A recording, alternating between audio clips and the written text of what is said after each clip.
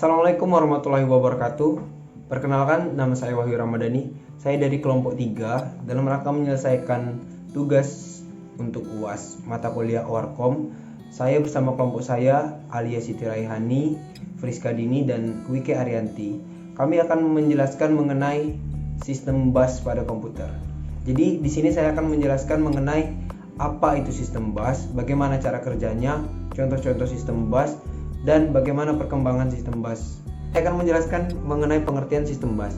Jadi suatu komputer itu terdiri dari komponen-komponen seperti CPU, memori, dan perangkat input-output.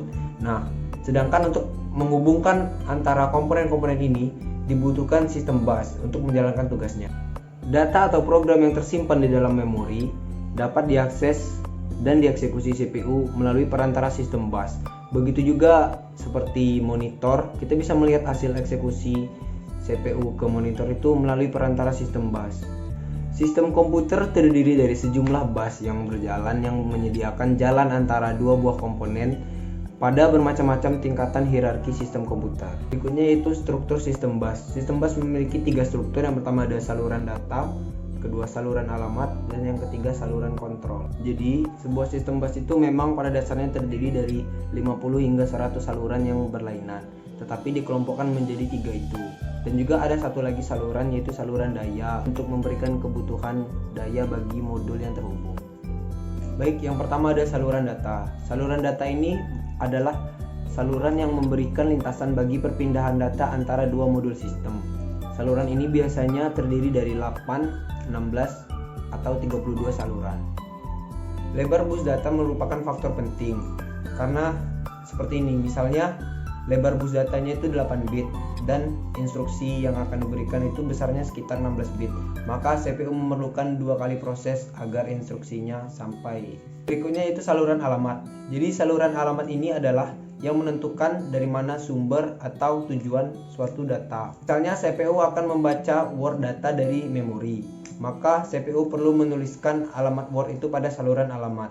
Saluran kontrol digunakan untuk mengontrol saluran alamat dan penggunaan data. Karena saluran data dan saluran alamat ini dipakai di berbagai macam komponen, maka perlu ada yang mengontrol semua itu.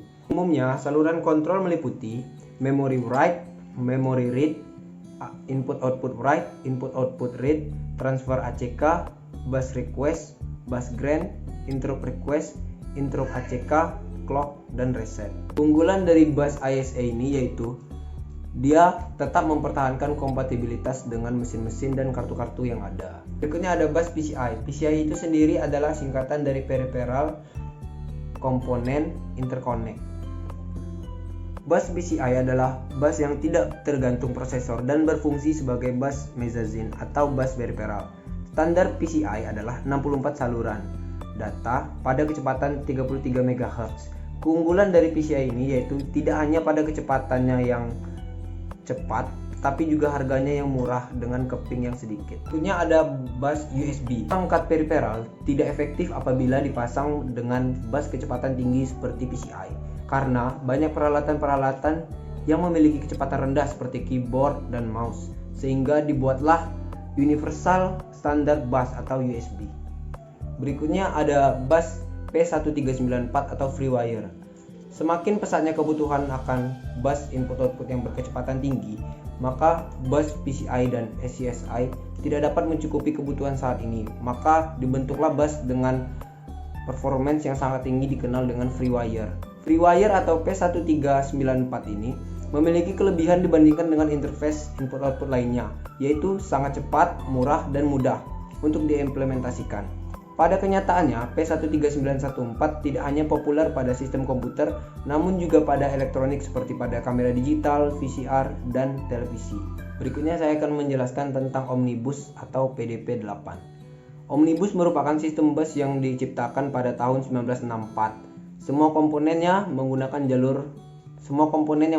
jalur Omnibus, penggunaannya dikontrol oleh CPU.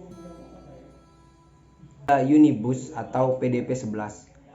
Ini adalah serangkaian 16 bit mini komputer yang dijual oleh Digital Equipment. PDP-11 ini memiliki fitur yang lebih inovatif dan lebih mudah untuk program dibandingkan pendahulunya yaitu Omnibus. Berikutnya ada multibus. Multibus ini diciptakan oleh Intel Corporation yang memiliki struktur yang kuat. Lalu berikutnya ada bus PC IBM. Bus PC IBM ini adalah sebuah komputer mikro buatan IBM yang dirilis pada tanggal 8 Maret 1983. Komputer ini diperkuat dengan menggunakan hard disk berkapasitas 10 MB.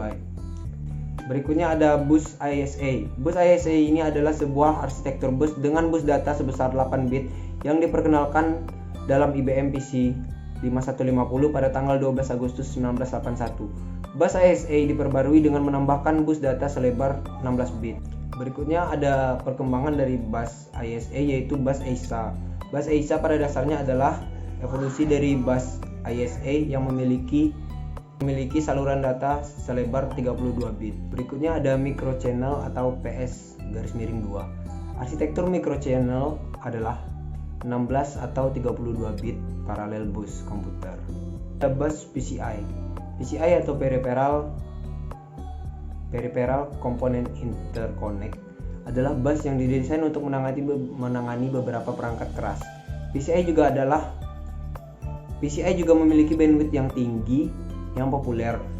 Prosesor independent bus itu dapat berfungsi sebagai bus mezzanine atau bus peripheral. Standar bus PCI ini dikembangkan dan udah batas yang tadi aja. Berikutnya ada bus SCSI. Bus SCSI adalah sebuah antarmuka bus berkinerja tinggi yang didefinisikan oleh panitia ANSI X3T9.2 atau American National Standards Institute. Antarmuka ini biasanya digunakan pada hard disk, CD-ROM, scanner, atau printer. Berikutnya adalah NUBUS. NUBUS adalah sebuah bus komputer paralel 32 bit yang aslinya dikembangkan di MIT sebagai bagian dari proyek stasiun kerja NuMachine dan digunakan oleh Apple Computer. Berikutnya adalah USB atau Universal Serial Bus. USB adalah salah satu standar interkoneksi antara komputer dengan peralatan eksternal yang mampu mendukung kecepatan di atas 1 Mbps. Kelebihan dari USB ini yaitu mendukung 3 kecepatan, penggunaannya mudah, adanya power down, dan USB mensuplai daya ke peralatan USB dengan arus sebesar 500 mA. USB bersifat multiplatform. Berikutnya ada FreeWire. FreeWire adalah merek dagang Apple sekaligus nama yang paling populer untuk standar kabel data antarmuka berseri IEEE.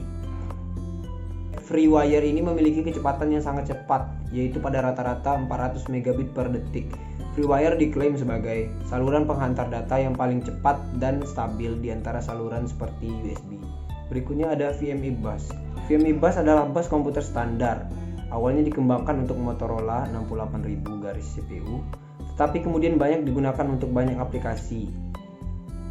VME adalah singkatan dari Versa Modul Eurocard dan didefinisikan pertama kalinya oleh suatu grup manufaktur pada tahun 1980. Dan yang terakhir ada CAMAC atau bus CAMAC.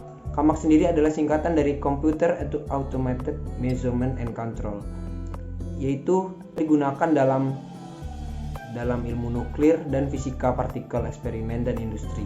Bus ini memungkinkan pertukaran data antara plugin modul dan controller. Baik, sekian penjelasan dari sistem bus. Semoga video ini membantu Anda memahami tentang sistem bus pada komputer. Sekian, terima kasih. Wassalamualaikum warahmatullahi wabarakatuh.